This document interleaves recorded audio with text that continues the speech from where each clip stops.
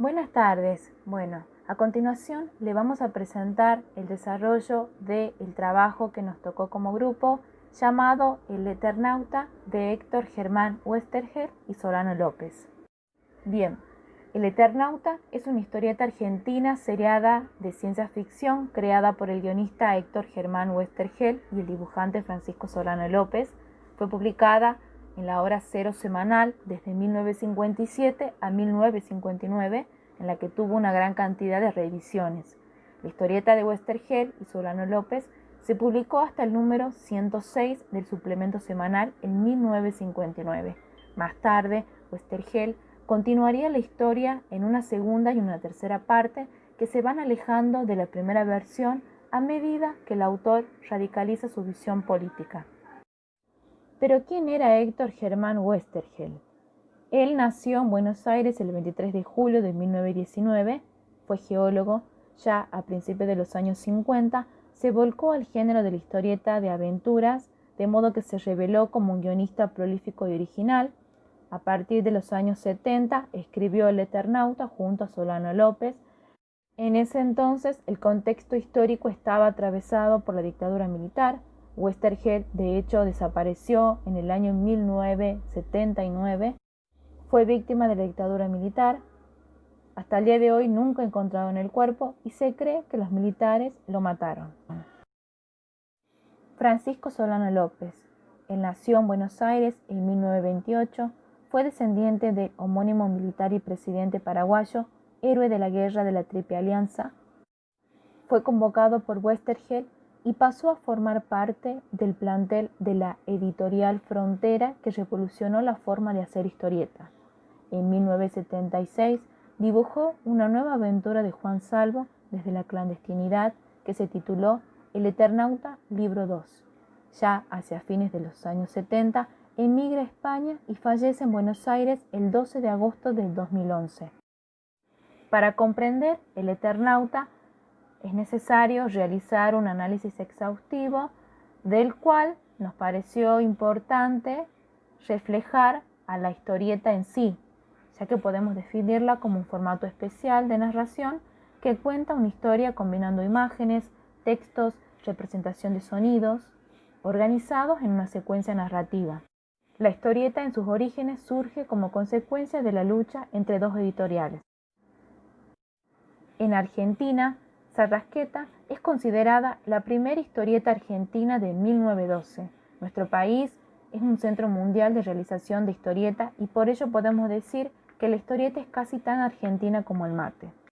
La evolución de la historieta en Argentina comienza a ser furor en 1910, cuando la historieta empieza a publicarse en revistas como Caras y Caretas. En la década de 1920 empieza a aparecer varias revistas dedicadas al humor gráfico y surgen historietas que hacían críticas a la situación del país con respecto a la inmigración. A partir del año 1930 se produce el boom de las historietas y en 1936 Dante Quintero crea Paturcito y la historieta se instala en los diarios. Ya a partir de las décadas del 40 y 50 son consideradas la época de oro de la historieta argentina, por lo tanto surgen tiras de gran calidad como Paturcito y se destacan Hugo Pratt y Westergel. Durante este periodo aparece la figura del guionista separado del dibujante. En 1960 surgen Anteojito, Lupín, Mafalda y en 1970, con el auge de la TV, se da por terminada la mejor época de la historieta. Por último, en las décadas del 80 y 90, la historieta argentina se convierte en un género culto. La llegada del Eternauta y la ciencia ficción. El Eternauta se considera la obra cumbre de la ciencia ficción argentina y narra una invasión extraterrestre en la cual los humanos sobrevivientes se organizaron en un plan de resistencia ante las fuerzas invasoras, compuestas por diferentes seres que pertenecen a distintos planetas y fueron esclavizados por los sellos, una raza que mantiene un rígido control a través de distintas invasiones tecnológicas. El Eternauta y su contexto. Fue escrita en un contexto histórico nacional donde la llamada Revolución Libertadora había derrocado a Juan Domingo Perón 2 años antes y a lo cual dio paso a una seguidilla de golpes militares.